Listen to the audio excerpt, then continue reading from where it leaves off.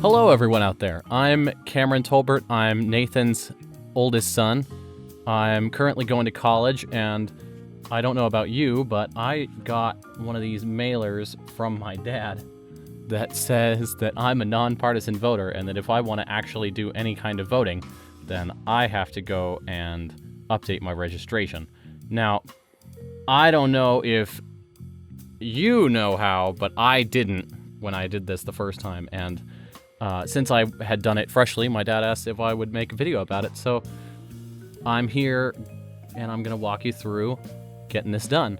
So the first things that you're going to need is a couple of things on hand. If you don't know your driver's license number, you'll need that. If you don't know the last 4 digits of your social security number, you'll need to get that from your card. And very lastly, you'll need to know your zip code. Once you have those 3 things, we'll be ready to start. So now that we're ready to start, we're going to have a website in order to get to our voter registration. Now, that website is actually on the mailed out card that you got from Nathan Tolbert. It is that one that is right underneath the orange text right there on the front. That said, I'm also about to give you the exact place that you need to go, so if you don't have it on hand, no big deal. Alright, so the first thing we're going to do is we're going to open up your web browser.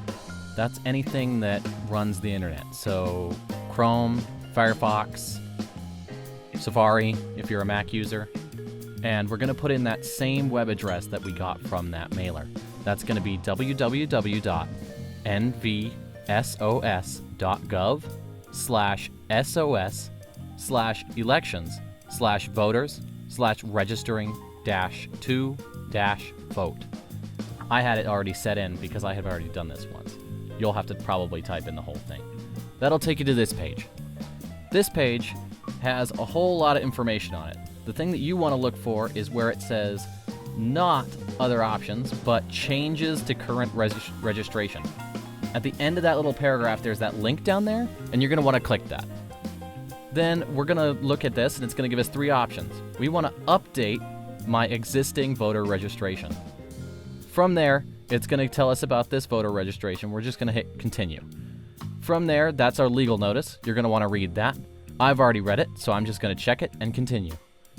From there, it's going to ask you about how eligible you are to actually be a registered voter. So you have to go through and you have to say, yeah, I'm a citizen, yeah, I'm this, yeah, I'm that, yeah, I'm 18. And then you hit continue.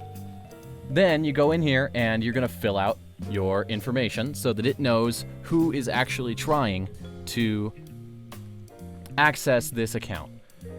You tell it that you're a robot at the end, and I'm not going to fill this out on camera, but I will catch up with you after I hit continue in just a second.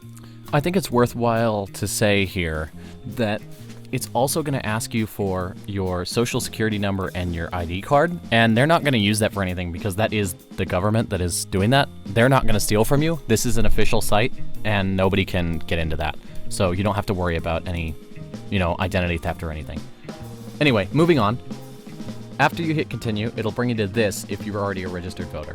It's okay. It doesn't mean anything. It's just letting you know that you're updating it.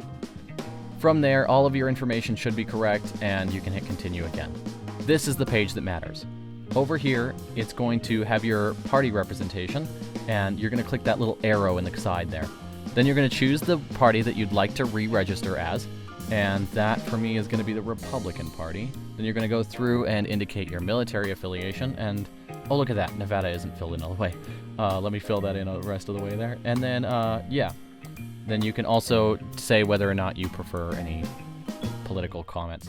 Then you can check it on the next page, and it'll say that I'm registered under the Republican Party. Go ahead and read that. I already have, once again. And then you verify your signature, and you're pretty much done. It goes through and it gives you a confirmation. That confirmation shows up there, and you can check it. And then you hit exit, and then you can close your page. You're done. That's all there is to that. And the cool thing about this is that you don't have to change anything actually by doing this.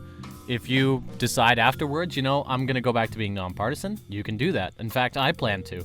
Right as soon as I've gone and I've voted for my dad, then, I'll just go back in and I'll change back to nonpartisan, and nobody will be the wiser. I hope you guys have learned something here, and I hope to see you guys out voting. And when you do, remember, there's always Nathan Tolbert for Commissioner of District 5. Thanks, you guys. Stay safe out there.